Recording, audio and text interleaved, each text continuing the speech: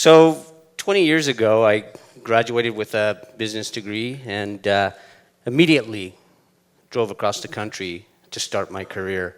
And I started it by working on Blackcomb Mountain in Whistler, British Columbia as a snowmaker. And my job, it gets better. You know, my job was to carry frozen hoses waist-high deep in snow up a mountain. And my parents were so deeply proud of my choices. But what happened was that there was a profound learning for me. There you go. Is that I worked for a company called IntroWest that owned Blackcomb Mountain, and they espoused the corporate culture of Disney. So at Disney, guest experience is everything. At Disney, you owned a customer problem until you resolved it. So I had the authority as a snowmaker to stop the lifts. I had the authority to give out free ski passes, and they didn't even let me near customers. But it was a profound learning for me because it taught me what organizational culture can do. So fast forward to 2001 when Chip Wilson asked me to join Lululemon as the general manager. And my job was to grow the company. So I was the 6th employee, and the company was one store and about $1 million in sales. And so we held a strategic planning session in his living room with 12 of us, and we decided that day in early 2002 that Nike was going to be our #1 competitor. So at the time, a $10 billion behemoth company was our competitor, and that we set goals to get to 200 stores in 5 years. Yeah, man. So we knew at the time that it wasn't going to be process that got us there. It wasn't going to be procedure that was going to get us there. It was going to be how we treated our people. So we set in motion a concerted effort to develop a corporate culture based in generosity and abundance. We did things like teaching goal setting, teaching personal responsibility training, teaching commitment training, and decentralizing decision making. So people in the stores actually were entitled to make decisions. We professed that they sought to seek forgiveness instead of asking for permission. We called our head office the Store Support Center. And upwards in the supply chain, we tried to create a legitimate industry out of yoga. We, in our communities, celebrated yogis and yoga instructors as heroes, okay? Allowing them to legitimately earn an income doing what they loved and what they were passionate about. And the results have been well documented. It took us 5 years to become Nike's #1 competitor. Not we now, but as of this past week, the company is doing over $1 billion in sales just 10 years after we set this plan in motion, and the market capitalization is $10 billion currently. $1 billion from 1 million in 10 years.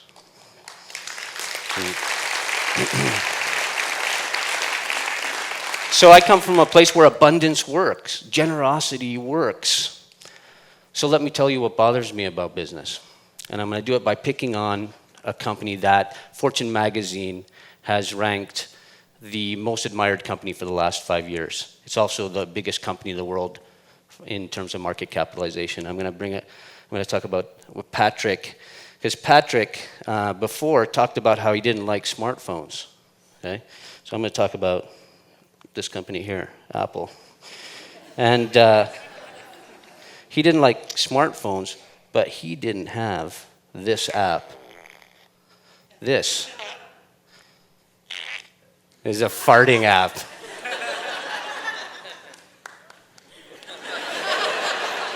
This is what technology is all about, ladies and gentlemen. I want to tell you some facts about our good friends at Apple in light of this. Right. So each smartphone has microprocessors and wiring in it that is made out of coltan. And coltan is a metallic ore mined in mines all over the world, but for the purpose of this conversation, the Democratic Republic of Congo. Democratic Republic of Congo, 90% of the mines in the DRC are controlled by militia groups. Now, these aren't the happy militia groups that, hold birthday parties with balloons. These are the ones that were responsible for the Rwandan genocide, right? These are the ones that kidnap small children and arm them so they can kill other children. Yeah, that's this militia group that I'm talking about. So from the mines goes to the foundries and the smelters, and then to the distributors, up to the chip manufacturers, to the assembly plants, and then to companies like Apple. Apple had, before its recent disbursement of dividends, $98 billion in cash, which incidentally is 10 times the gross domestic product of the Democratic Republic of Congo. So it's easy to villainize companies. And typically when we do this, we think about Exxon, which months after Exxon announced the largest profit in recorded history, British Petroleum thought it might be a good idea to pump out an oil spill the size of Texas in the Gulf of Mexico, much to the benefit of the three-eyed shrimp industry. So that's easy to villainize, but my Apple is farting apps, not Apple. You telling me that Apple had no idea that this is happening? Really? They don't know what's going on in supply chains of microprocessors? Here, this image is not a protest about child soldiers. This is a lineup for the iPhone 4 in the United Kingdom. And here's my question. What if Apple only had $50 billion, but took on, with its resources and its network, fighting the issue of child soldiers in Africa? Would that be a better brand story? That would be a game changer. But I doubt that Tim Cook, the new CEO, would do that. And not that Tim Cook is a bad guy. I never met him. I'm sure he doesn't, on his weekends, torture small animals or, flick rocks at cars as they go by his house. I'm sure he's a good guy, but Apple is measured by only one metric, and that is dollars. See, Apple only wins if bucket loads of cash go into the coffers of their spaceship head office that they're building in Cupertino, California. That's the only metric that they're counted on. So what if? What if Apple was valued based on another metric, and that's its impact to societal benefit as an equal priority to delivering bucket loads of cash to its shareholders? That would change everything. 2 years ago, I joined a movement, and that's when I founded Institute B. Institute B is an incubator and accelerator of for-profit social impact companies. Okay. Basically what we do is we prove to the world that you can do good and make money through corporations. Okay. This logo on the bottom means that we're B Corp certified. We're a benefit corporation, and we're mandated through this certification to take on this movement. So B corporations believe that capitalism is good and shopping is guilt-free, and it's good to spend money, but they'd never sacrifice societal benefit to do it. There's over 500 B corporations in the world, and about $3 billion a year currently in revenues. There's another nonprofit called the Global Reporting Initiative, which is a nonprofit that creates metrics to measure the triple bottom line of corporations and organizations: the people, the profit, and the planet. GRI now measures over 3,000 organizations in over 60 countries. This is no longer a fringe movement. This is an idea whose time has come. This is a new way of being for business. We have the tools, we have the desire, we just need to change the metrics. Okay, so how do we do this? Well, one, we need to measure companies differently. Two is we need to change how we relate to our supply chains, those communities of suppliers, of customers and employees. Traditionally, we create abundance and wealth, and then we're generous. The Gates Foundation makes billions of dollars and donates it to charity. The Buffett connection, that the cohort who's giving half their billions to charity. What we're saying is that, what if it's the other way around? What if you seek first to solve problems in organizations through generosity, and that creates abundance? So how? This image is of the cocoa farms in the Côte d'Ivoire of Africa. And last year, Michael Porter and Mark Kramer published an article in the Harvard Business Review talking about fair trade versus increasing shared value. So fair trade is a great thing. It basically redistributes wealth to poor farmers by paying them fair wages, or first world wages. And that has great benefits. It actually increases farmers' wealth by about 10%. Shared value is another thing. That is, what if you actually help farmers increase their yield efficiencies, help teach them about crop rotations and better farm management? Well, early reports have indicated that this increases farmers' wealth by 300%. 300%. That's abundance in your supply chain to the suppliers.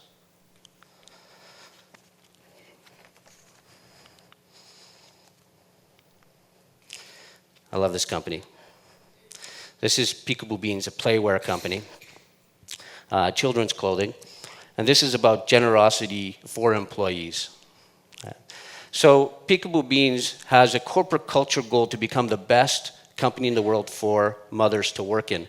The company is almost entirely run by moms working part-time, and almost all positions are job shared.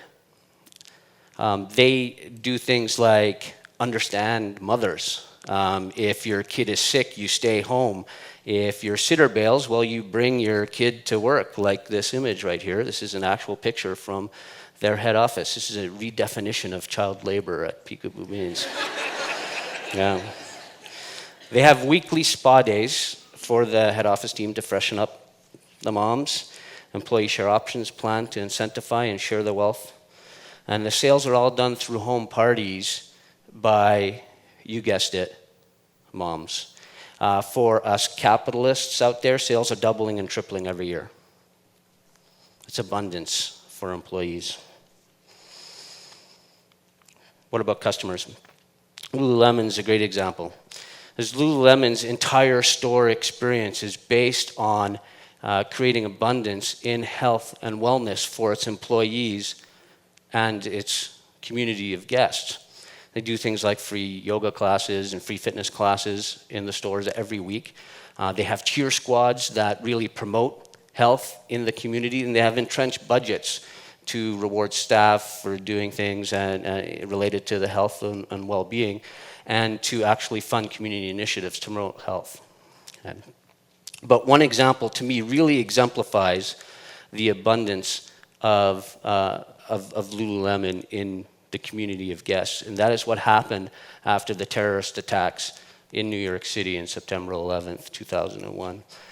Lululemon decided immediately afterwards to up the number of free classes to 1 or 2 a day in every single store. And people flocked to it to heal and try and cope through yoga. This was not a money-making initiative. This is only a genuine, authentic attempt to heal through generosity. And it was a great reminder for us that abundance and generosity works for your guests in an authentic way. Well, ladies and gentlemen, we have 2 futures ahead of us.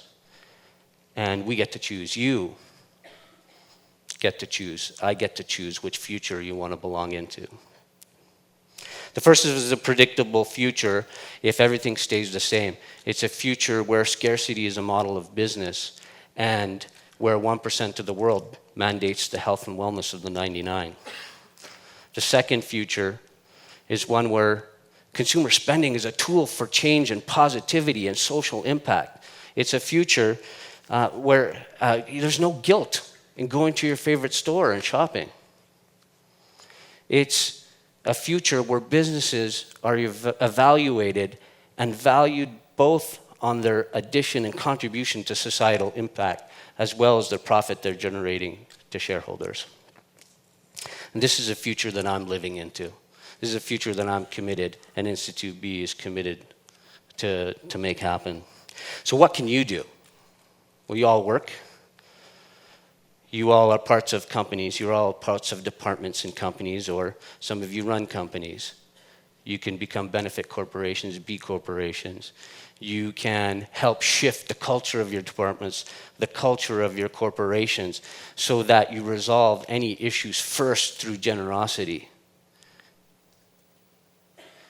Most of all, in your day-to-day, when you're faced with things that happen, choose first to live in generosity. Thank you.